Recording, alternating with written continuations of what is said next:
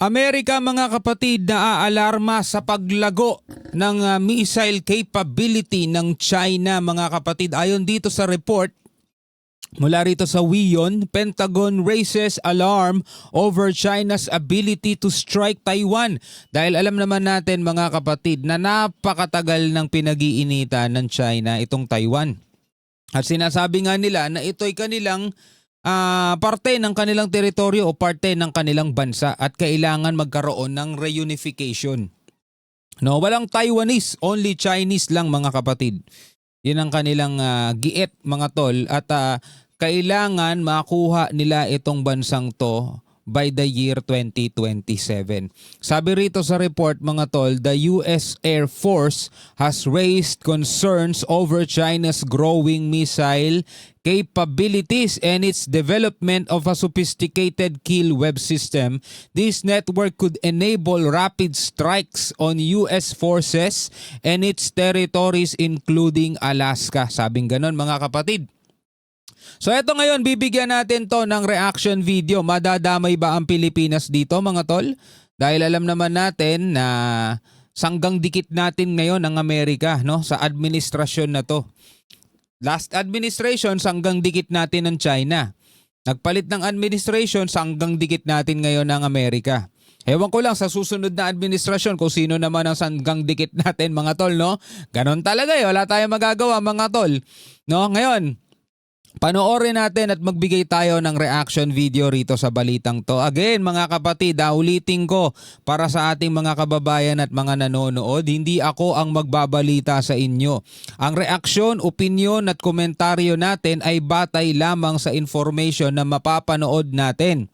Okay? Mama sabihin na naman nila fake news eh. Di sabihin nyo sila etong WION o fake news pala kayo WION eh. O di sabihin mo yung Pentagon, di ba? Sa kanila galing yung information, tayo naman eh.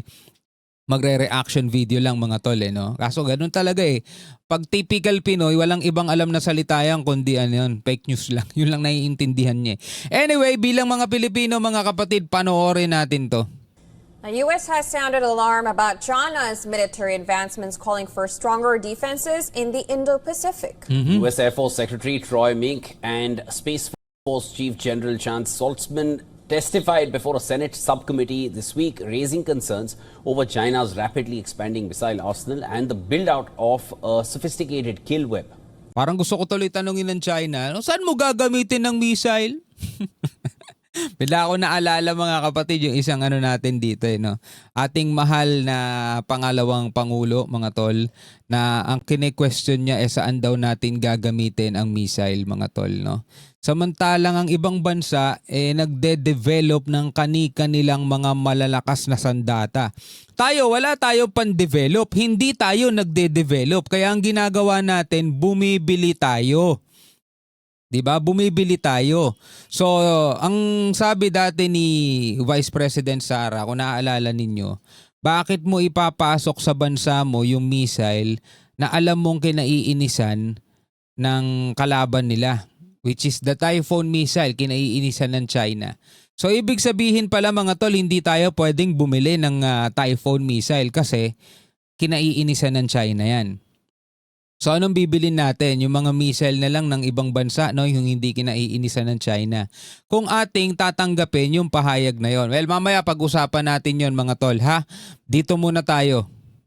The Chinese military is said to have over 900 short-range missiles Grabe, that dami. can strike Taiwan and hundreds more that can reach as far as Alaska, Australia, and even continental United States. Saltzman highlighted that Beijing has deployed over 470 intelligence and surveillance satellites, a network that feeds real-time data into its missile systems, potentially enabling strikes in seconds. Grabe, dami, no? Now, the U.S. says the Department of Defense next budget Isa talaga to sa superpower din eh. prioritizes reinforcements in the Indo-Pacific, specifically to counter the threat to Taiwan. According to military experts, a full-scale invasion of the self-ruled island remains unlikely. They argue China is far more likely to use coercive tactics, including political warfare, economic pressure, or a naval blockade, rather than Totoo yun. risk the devastating repercussions of an amphibious assault. Remember, China claims Taiwan as its own territory. Totoo yun. Alam nyo, parang malabo pa kasing mangyari. No, yung mangyari yung susugurin ng China itong Taiwan by force. Sa palagay ko, iba ang gagawing pamamaraan ng China para masakop itong Taiwan. Marami kasing ibang paraan eh. At saka meron kasing paniniwala itong China, yung kanilang art of war, 'di ba? Yung manalo ka nang hindi umaabot pa sa gera, 'di ba? May mga ganun silang paniniwala. Kung matatalo mo yung kalaban mo nang hindi nagkakaroon ng gera. Lahat ginagawa ng China para maabot o ma-achieve yung ganong klaseng goal. Kasi syempre kung ang Taiwan itinuturing nilang bansa nila, malamang yung mga tao rito itinuturing nilang mamamayan nila. So bakit nila susugurin yan? Syempre pag nanugod sila dyan, magkakaroon ng damage yan. Baka magkaubusan pa, diba? Maubos nila lahat ng mga nandiyan dyan. Eh anong mangyayari dun sa islang yun? 'Di ba? Palit tao na lang ganon, 'di ba? So hindi rin naman siguro nila gagawin yung bagay na ganon. Kaya sabi nga 'di ba, merong ibang paraan pa siguro na pwedeng gawin ng China. Yung ginagawa nila ngayon kaya sila nagpapalakas ng ganyan. Siguro panakot lang din nila, deterrent. Alam mo 'yon, yung iba't ibang mga kadahilanan. But Taiwan is not taking any chances. It is rapidly developing a high-tech fleet of sea drones, hoping to replicate Ukraine's successes in the Black Sea against Russia's Navy. So kahit ganun pa man mga kapatid yung nakikitang senaryo ng ibang mga eksperto, eh hindi pa rin nagpapakasigurado ang Taiwan. Naghahanda pa rin sila mga tol. At sa katunayan, ito yung kanilang mga ginagawa. Nagde-develop sila ng kanilang mga armas. Ito yung pinagbabasehan nila yung sa Ukraine. Defense Minister Wellington Koo confirmed Taiwan's plans to deploy these naval drones as early as this year. Some of Taiwan's sea drones include Sea Shark 800, which has a range of 600 kilometers and a payload Ito mga sea drone, no? of 1,500 kilograms. The other known sea drone is Carbon Voyager 1, having a range of almost 121 kilometers and a payload of 80 kilograms. The drones are aimed at turning the Taiwan Strait into a fortress. Experts say these autonomous vessels have some powered by AI, others designed to swarm, could pose a serious threat to China's amphibious operations. The one notable partnership between Taiwan and U.S.-German firm Aterion will bring AI-enabled drone swarm to Taiwan's armed forces. But there are challenges ahead. Experts warn against placing too much faith in drones alone. The Taiwan Strait's choppy waters aren't the same as Ukraine's Black Sea conditions. Tama naman. And scale, for that matter, remains a big hurdle. Tama, hindi rin sila basta-basta pwedeng umasa dun sa drone alone lang. But again, syempre mga kapatid, tulad nga nung sinasabi ng mga ibang eksperto na very unlikely na aatake ang China ng katulad ng iniisip ng marami, susugurin nila by force itong Taiwan, magkakaroon ng gera, magkakaroon ng bombahan, na katulad din ng ipinoproject ng China kung paano nila sasakupin ang Taiwan. Kasi nga, kumbaga parang di ba probinsya niyo yan? Hindi naman mga terorista yung mga yan. Sariling bansa yan. Self-ruled island yan eh.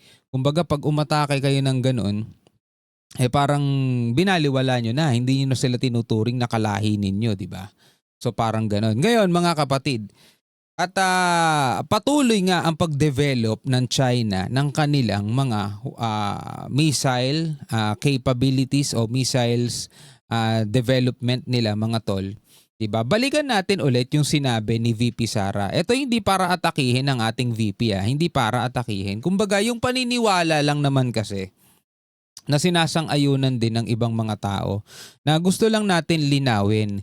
Hindi naman porket nagkaroon ka ng missile sa bansa mo is gagamitin mo na agad yan para manggera.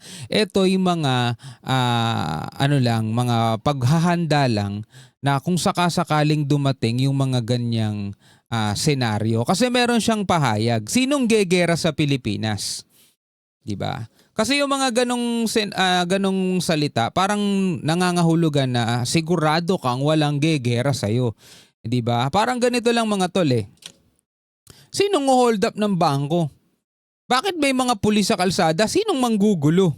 Diba? Mga ganun mga kapatid, alam naman natin merong mga masasamang loob eh. Kaya nga lahat ng bansa, diba, merong sundalo, merong warship, merong mga bantay kasi hindi mo alam kung ano magiging takbo ng ibang tao. So ito, panoorin natin itong maikling bahagi lang naman na to Forge stronger ties with Australia. And not just Australia, with other countries as well. So, I do not understand why is our independent foreign policy lost in the discussions.